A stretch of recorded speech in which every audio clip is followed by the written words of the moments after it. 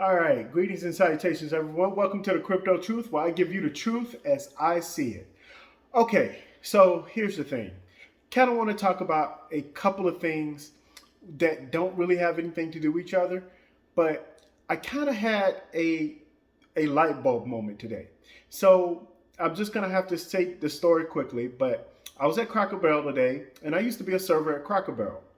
And I was talking with my old manager. This was like he's been a manager for years, but he was my manager for like 10 years ago. And we got to talking, and actually 12, 14 years ago. Anyway, we got to talking, and I was explaining to him about here in America we have a problem with the whole minimum wage being $15 an hour. And I was thinking to myself, I said it, and then it just automatically, like, bam, light bulb came into my head. I said, one of the biggest issues is that we do, and then we don't need $15 an hour, right? And by the way, this has a lot to do with cryptocurrency, so just hear me out. We do have a need for $15 an hour here in America, but we shouldn't need $15 an hour. The reason why we need $15 an hour here in America is because energy is not the same across the United States of America. I've stated this before, but if you are an engineer, or let's say a police officer in, I don't know, Oklahoma or the Midwest, you're not going to make as much money as being a police officer in California or New York, or even a doctor, or you just name your practice. So what happens when everything is the same all the way across the board, right? If however much I make in New York is the same as I make in Oklahoma, it's the same as I make in Florida. Now, I know some of you is already saying, wow, you can't do that because it's just not going to work out, blah, blah, blah, blah, blah. I don't want to hear none of that. We should have did that from the beginning, but we didn't. And so now here we are. That's why it's all screwed up. But let's zoom out for a second here. I was thinking, I'm like, wait a second. Now, I know many of you guys don't know this. I was meaning to tell you this, but if you go on YouTube and you listen to a lot of old holochain videos and about the meta currency and different things like that, you'll see some extremely philosophical stuff. Now, some of these videos, I'm just going to be honest, is not meant for some of y'all. Y'all can't handle 5 minutes or even 10 minutes. These videos are like an hour and a half of philosophical views of how currency could change and how it should work. So good luck with that. But I'm telling you, it's out there. So for many of you guys who want to be educated, you can check that out. I'll try to find the links. Right now, I don't have the links in my head. This light bulb moment just came up. But I was thinking, they were talking about this, and they were talking about, wait a second, what happens if this happens across the world, right? What if our energy, what we give out, is the same? And I was thinking that's what Holofuel is going to be. Whatever Holofuel is going to be in Germany is going to be the same in Africa, is going to be the same in Australia, is going to be the same in South America, and North America. Whoa. So let me get this straight. This means that the currency, because it will be the same everywhere, and that it is provided and it is backed by a real utility, right? Is backed by real assets, not assets as we know as in like stocks or bonds or gold or anything like that, but it's backed by real things like energy and food and many other things that we can think of. It's backed by that.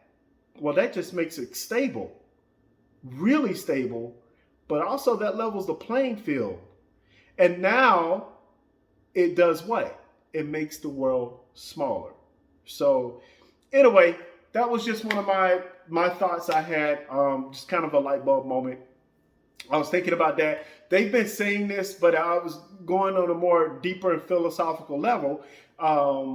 And so, yeah, I really think you guys should pay attention to, I believe Holofuel, Holochain and Holofuel is just the beginning of their plans for having something stable and changing the dynamics of the economy and of the world. So, all right, enough of that. Now, many of you guys have been asking me about NFTs. And then we have this whole NFT movement with the pictures and the songs, and we got famous people and they're selling their stuff. I'm not into art.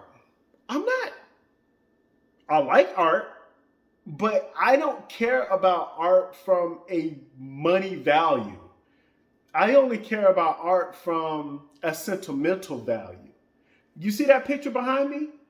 Actually, that picture has sentimental value for me. It represents something inside of my brain that tells me or gives me courage to move forward. Now, for many of you guys who are anime fans, you probably know the whole entire story. I'm not going to go into all of that. But my point is that we have different art to give us motivation to do something to move forward. But when it comes to subjective things where it's not really backed by anything but a person's, how someone feels about it or what they're inspired by, or, oh, just because it's rare, people are going to buy it. We're entering a dangerous world with these non-fungible tokens. And I don't mean dangerous as in it doesn't make sense, because it kind of sort of does make sense. Like, you'll have it forever. But my thing is that I have things just for me to last me until I die, and then that's it. It's over. So whatever I have, either my kids could have it, they may keep it for sentimental value, may or may not, or they can move forward. I don't know what they're going to do. But at the end of the day, that is what it is. So for me, having something run on a blockchain that is just there forever, I don't know. And then obviously some people, they're trying to make a lot of money off of it, and I just don't understand. So please be careful with scams out there. I personally am not wasting a whole lot of money on pictures or anything because they're rare. You know what I mean? I have a couple of pictures, and I don't even plan on buying any more anytime soon. So I just wanted to give you guys something special, because I want to kind of show you guys how my mind works and how I think about things, right? So I have a couple of pictures here I want to show you guys. Actually, I have a couple of photos, well, whatever you want to call them. But anyway, art, anyway. So this picture, I don't know if you guys can see it, but this picture was given to me by, it was an older guy, and he said, oh, wow. He said, Chris, I want to give this to you before you move. He was in Georgia. We played disc golf together, right? And so him and his wife were both art teachers. And he gave me that art picture because he was like, hey, you know, I wanted to give you something special. I know you're going back to Florida. So that has sentimental value to me. You see what I'm saying? Let's look at this picture here. I created this picture. I can't draw worth crap. I can't draw. But it's a picture that I drew. And this was when I was on a cruise. And I actually had to go on a cruise. But I went on a cruise and I did this little painting here. And that was that. So that's a memory, right? That's something of mine. Now I'm going to go into a little bit deeper. Now I have a reason why I'm showing you guys this stuff. By the way, I'm not selling this, so this is no advertisement for me selling anything. I'm just trying to show you guys how my mind works here. Now this one here. Now I went to a MegaCon. Now the next couple of ones, you guys are gonna see this. I went to a MegaCon and I thought it was cool. Many of you guys know the significance of this and who this person actually is, but I thought it was cool, so I got it. And yes, you can see if you kind of, it's like one of those things to where you can kind of see he's not a Saiyan and then he's not a Super Saiyan, then he turns into a Super Saiyan. So anyway, pretty cool, huh? Then we have this. This is my favorite.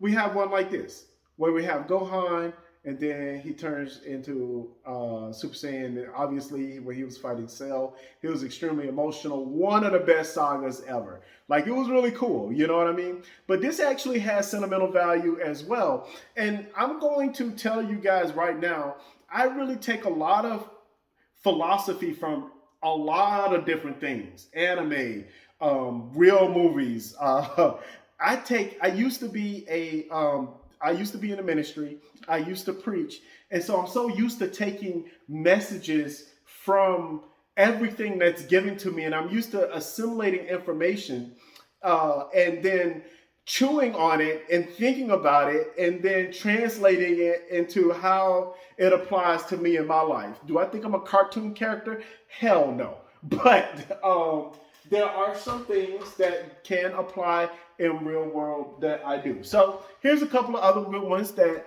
I have here. This is the other one that I got from the MegaCon. Pretty cool, huh? Obviously, again, this is from the battle with Cell. For some of you guys out there, you're like what?